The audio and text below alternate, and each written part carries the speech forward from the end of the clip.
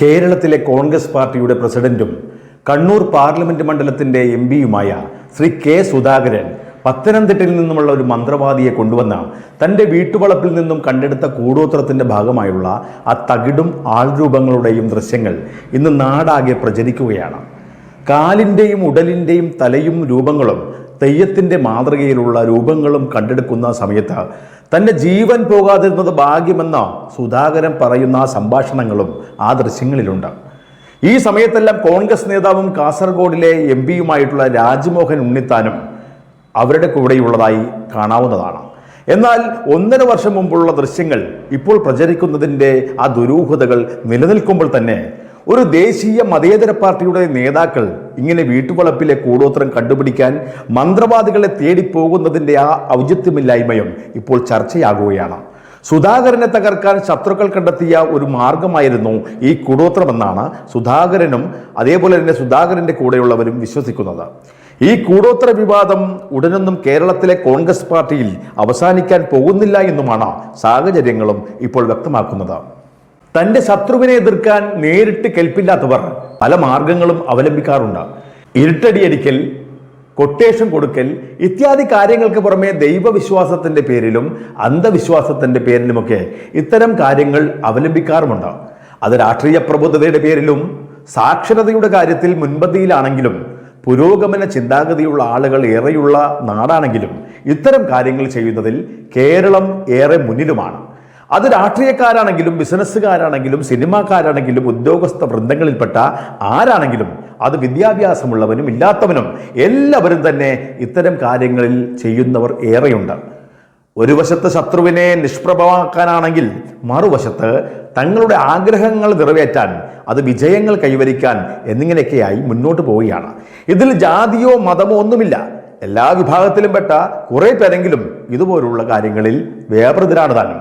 ഇതൊക്കെ ചെയ്യാൻ ജോത്സ്യന്റെ വേഷം ധരിച്ച ചില കൂടോത്രവാദികൾ, അതേപോലെ മന്ത്രവാദികൾ, ക്രിസ്ത്യൻ സമൂഹത്തിലെ ചില വൈദികർ, ജിന്നിനെയൊക്കെ ഉപയോഗിച്ച് കർമ്മം ചെയ്യുന്ന ഇസ്ലാം മതത്തിലെ ചില ഉസ്താദുമാർ, ഇവരൊക്കെ ഇങ്ങനെ അഴിഞ്ഞാടൊരു നാടായി നമ്മുടെ കേരളം മാറുകയാണ്. കോട്ടയം ജില്ലയിൽ നേരത്തെ ഒരു താക്കോലച്ഛൻ ഉണ്ടായിരുന്നു.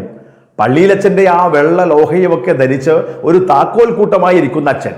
നല്ല പ്രായമുള്ള ആ വൈദികനെ കാണാൻ നാടിൻ്റെ നാനാഭാഗത്തു നിന്നും ജാതിമത ഭേദമന്യേ ആളുകൾ അവിടേക്ക് എത്താറുണ്ടായിരുന്നു.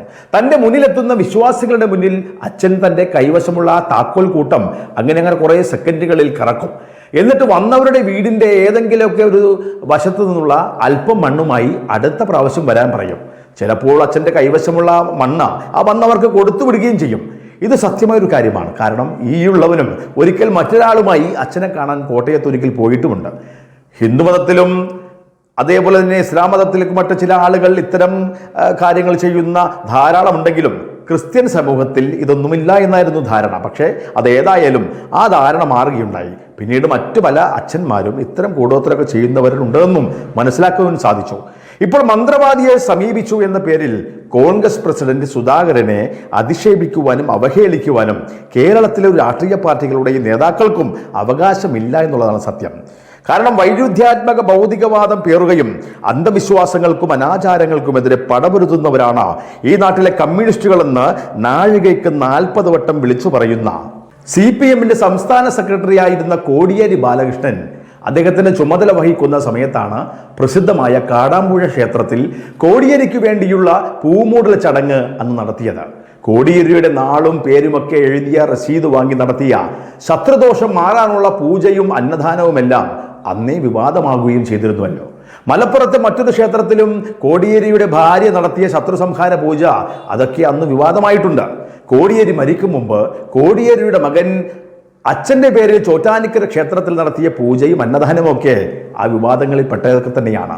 ഈശ്വര വിശ്വാസമില്ലാത്തവരാണ് കമ്മ്യൂണിസ്റ്റുകാരെന്ന് ആ പാവപ്പെട്ട അണികളെ പറഞ്ഞു പഠിപ്പിക്കുകയും അവരെയെല്ലാം അതിൽ നിന്നെല്ലാം മാറ്റി നിർത്തിയ കമ്മ്യൂണിസ്റ്റ് നേതാക്കൾ തന്നെ ഇതെല്ലാം അവർ തുടരുകയും ചെയ്തിരുന്നു എന്നുള്ളതൊക്കെ ഇപ്പോഴാണ് അണികളെല്ലാം മനസ്സിലാക്കി തുടങ്ങിയിട്ടുള്ളത്. ഒരിക്കൽ CPMന്റെ നേതാവും MLAയുമായിരുന്ന മാത്യു ചാക്കോ ക്യാൻസർ ബാധിച്ച് മരണക്കിടയിൽ കിടക്കുമ്പോൾ അന്ത്യകൂദാശ ഏറ്റുവാങ്ങി എന്ന താമരശ്ശേരി ബിഷപ്പിന്റെ ആ 2016 വെളിപ്പെടുത്തലാണ് മുഖ്യമന്ത്രിയായിരുന്ന അന്നത്തെ പിണറായി വിജയനെ അന്ന് ചൊടിപ്പിച്ചതും ബിഷപ്പിനെ അന്ന് നികൃഷ്ട ജീവി എന്ന് പറയാൻ തയ്യാറായതും. ബിഷപ്പ് അന്ന് ആ സത്യം വെളിപ്പെടുത്തിയതിനായിരുന്നു അങ്ങനെ നികൃഷ്ടജീവി എന്ന് അദ്ദേഹത്തെ വിളിക്കാൻ പിണറായി വിജയൻ അന്ന് തയ്യാറായത്. മറ്റൊരു CPM നേതാവും കഴിഞ്ഞ മന്ത്രിസഭയിലെ ദേവസ്വം മന്ത്രിയുമായിരുന്ന കടകംപള്ളി സുരേന്ദ്രൻ അന്ന് ഷർട്ടൂരി ഗുരുവായൂർ ക്ഷേത്രത്തിൽ കയറുകയും ചന്ദനക്കുറി തൊട്ട് ഭഗവാനെ തൊഴുകയും ചെയ്തു. കുടുംബാംഗങ്ങളുടെ പേരിൽ പുഷ്പാഞ്ജലി നടത്തുകയും അന്നദാനത്തിന് പൈസ അടയ്ക്കുകയും ചെയ്തതൊക്കെ എന്ത് വിവാദമായിരുന്നു ഇവിടെ. പക്ഷേ തൻ്റെ കുടുംബാംഗങ്ങൾ വിശ്വാസികളായതിനാൽ താൻ അവർക്ക് വേണ്ടി കടമ ചെയ്തുവെന്ന് കടകംപള്ളി സുരേന്ദ്രൻ അന്ന് പറയുകയുണ്ടായി. കൊടിമുത്ത കമ്മ്യൂണിസ്റ്റ് മുഖ്യമന്ത്രിയായിരുന്ന EK നയനാരുടെ ചിതാഭസ്മം നയനാർക്ക് നിത്യശാന്തി ലഭിക്കാനായി ഭാര്യ ശാരദ ടീച്ചറും മക്കളായിട്ടുള്ള കൃഷ്ണകുമാറും വിനോദും അതേപോലെ ഉഷയും സുധയും ഒക്കെ ചേർന്ന് 3 സമുദ്രങ്ങളുടെ സംഗമവേദിയായ ത്രിവേണിയിൽ ഒഴുക്കിയതും അതേപോലെ കന്യാകുമാരിയിലും മറ്റു പുണ്യനദികളിലുമെല്ലാം അതിൻ്റെ ശേഷിപ്പുകൾ നിത്യശാന്തി ലഭിക്കാൻ വേണ്ടിയിട്ട് നിമഞ്ജനം ചെയ്തതൊക്കെ ഇവിടെ ആരും തന്നെ മറന്നിട്ടില്ല.